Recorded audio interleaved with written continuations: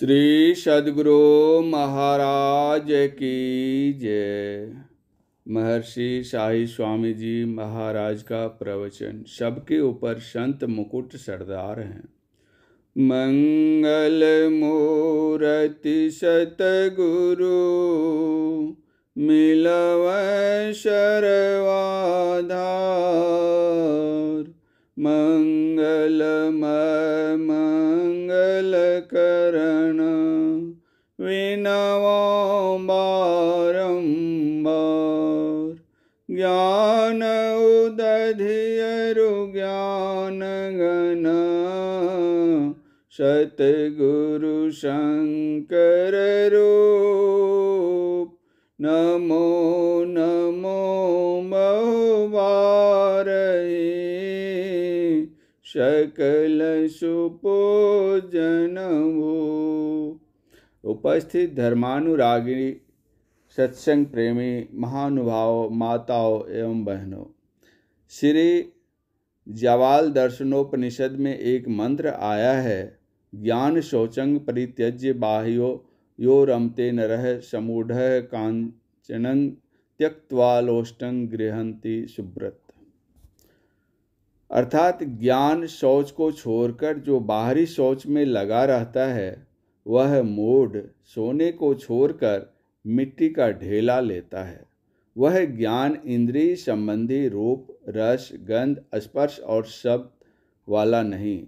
इस ज्ञान में तो इतर प्राणी ही मनुष्य से श्रेष्ठ होते हैं और इनसे होने वाला सुख भी हम आपसे अन्य प्राणियों को अधिक होता है। पतंग प्रकाश को देखकर इतना विभोर हो जाता है कि वह अपनी हानि की ओर ध्यान ही नहीं देता है।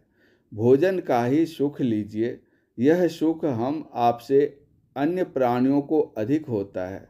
विष्ठा खाने वाला सुअर जो सुख लेता है अपने भोजन में, हम लोग स्वादिष्ट से स्वादिष्ट भोजन में भी वह सुख नहीं ले पाते।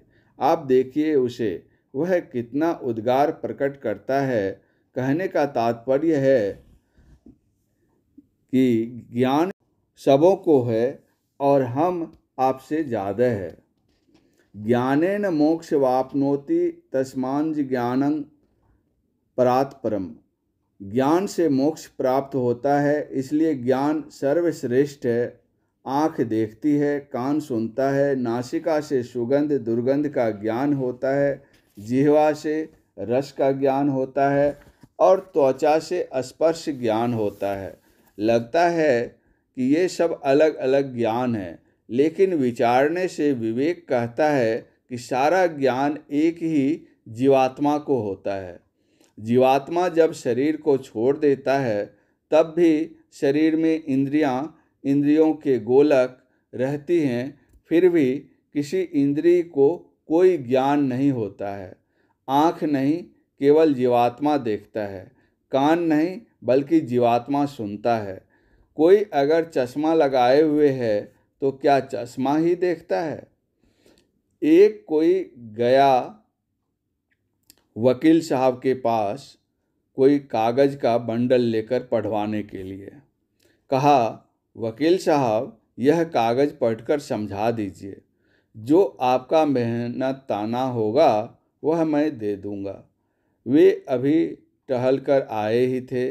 अपने नौकर से कहा कि जरा पढ़ने वाला चश्मा लेते आओ।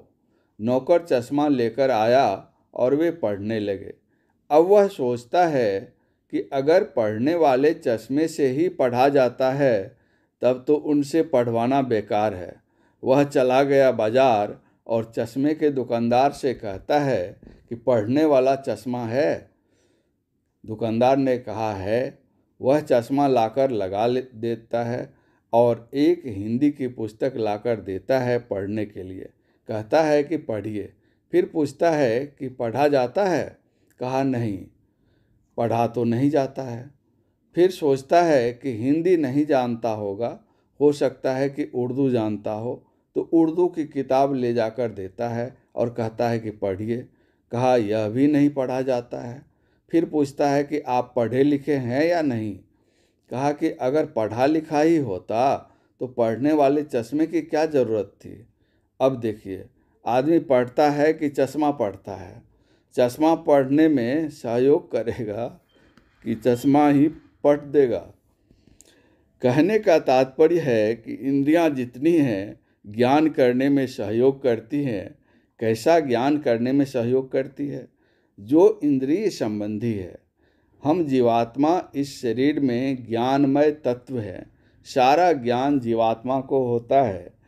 जिस जीवात्मा से ये इंद्रियां ज्ञानमयी बनी हैं, उस जीवात्मा का जो ज्ञान करता है दरअसल वही ज्ञानी है।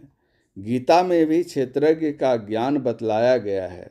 यह ज्ञान अगर नहीं है तो मनुष्य के शरीर में रहते हुए भी वह मनुष्य नहीं, पशु बिनु पूंछ विषान है।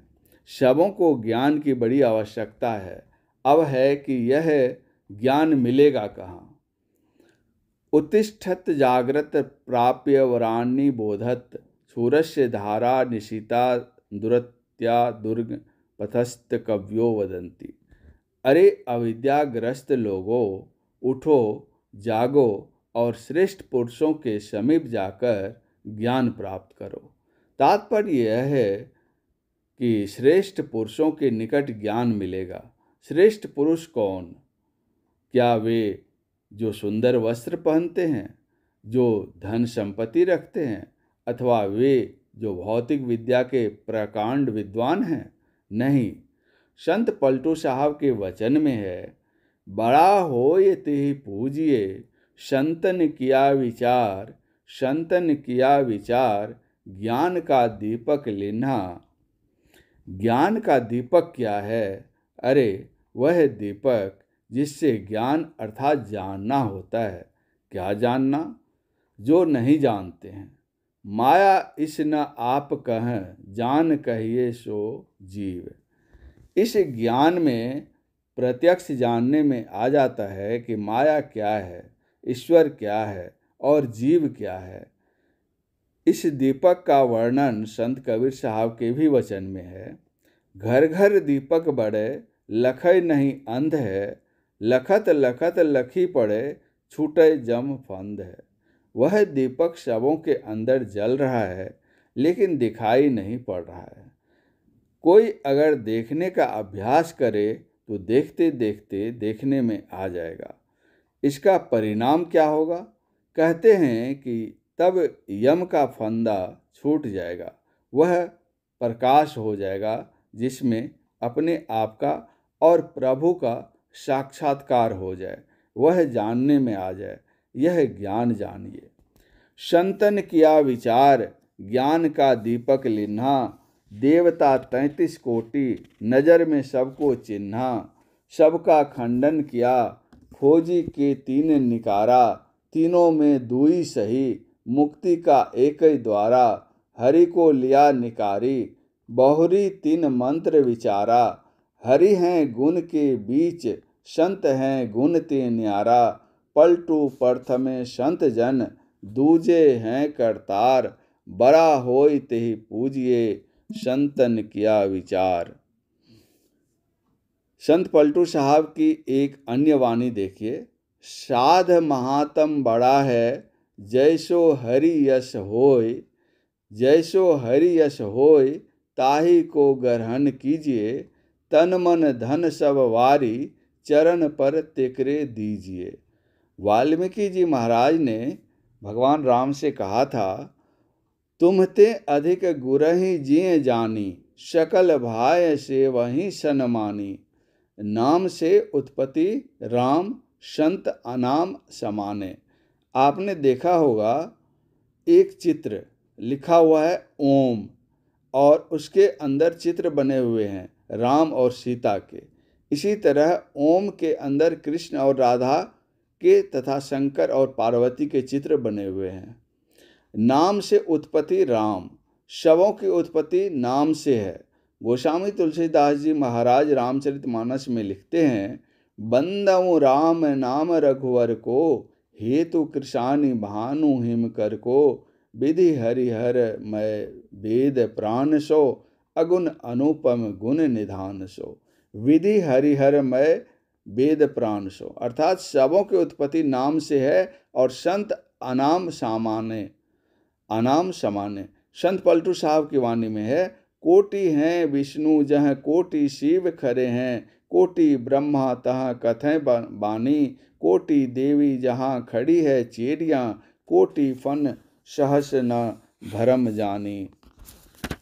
कोटि आकाश पताल फिरी कोटि हैं, कोटि ब्रह्मांड 100 कोटि ज्ञानी, दास पलटू कहे बड़े दरबार में, इंद्र हैं कोटि तह भरे पानी। संत वहाँ पहुँचे हुए होते हैं, सबसे बड़ा अनाम नाम की महिमा जाने। संत बोलते ब्रह्म, अगर परमात्मा का कोई सगुण साकार रूप है तो वह संतों का ही रूप है। संत कबीर साहब के वचन में है, परम पुरुष की आरसी साधुन की ही देह, लखा जो चाहे अलख को इन ही में लख ले। संत महात्मा आईने दर्पण की तरह होते हैं। जैसे आप आईने के सामने जाइए तो आपको अपना चेहरा दिख पड़ेगा, साथ ही आपको अपने चेहरे के धब्बों के भी दर्शन हो जाएंगे। इसी तरह संतों के सामने जाने पर आपको अपने आंतरिक चेहरे के दर्शन हो जाएंगे और उसमें के धब्बों के भी दर्शन होने लग जाएंगे। आप सोचते हैं कि हमसे बढ़कर धर्मात्मा कौन है, हमसे बड़ा सदाचारी कौन है, हमसे बड़ा उत्तम पुरुष कौन हो सकता है।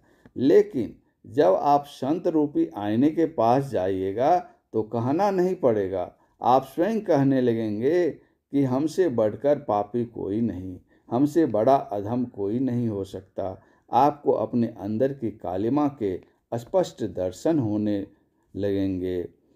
ऐसे होते हैं संत। इस प्रवचन का शेष भाग अगले प्रवचन पाठ में। श्री सद्गुरु महाराज की जय।